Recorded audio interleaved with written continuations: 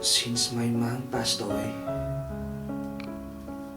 she still lingers on my mind every now and then. My mom was a very remarkable woman. Our dad left us when my younger sister was still on her early years. Despite of her loneliness, she never showed us her weakness. She always had a smile on her face. She never failed to show us how much she cared for us. She was very thoughtful and very supportive.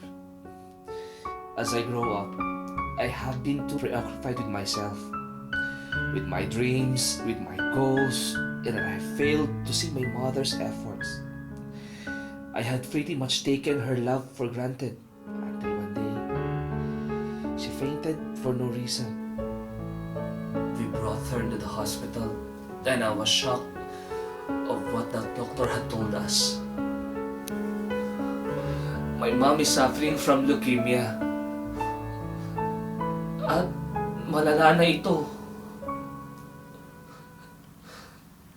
Sabi pa nila, ilang buwan na lang yung ilalagay niya dito sa mundo.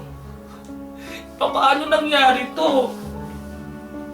Hindi ko nga man lang siya nakikitang may sakit eh.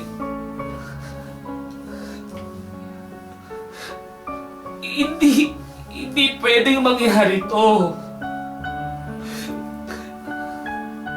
For all the people, hindi niya deserve to. Hindi deserve ni Mama to eh.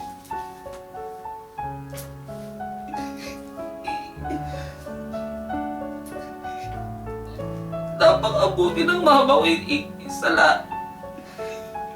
Hindi dapat sa kanya mangyari to. Hindi dapat sa kanya.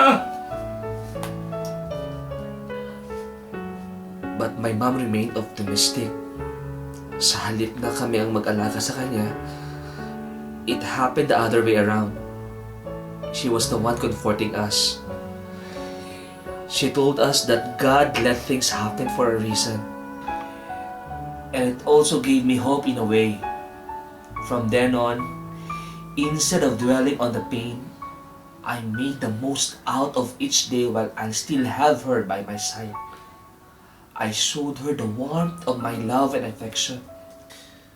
My mom underwent a couple of chemo treatments, but the final moment still came. I have made her a promise to take care of my little sister. She taught me how to keep a personal relationship with God. I just surrender everything to Him. Make God in control of my life. She advised me to know to fulfill my purpose. She will always be my inspiration.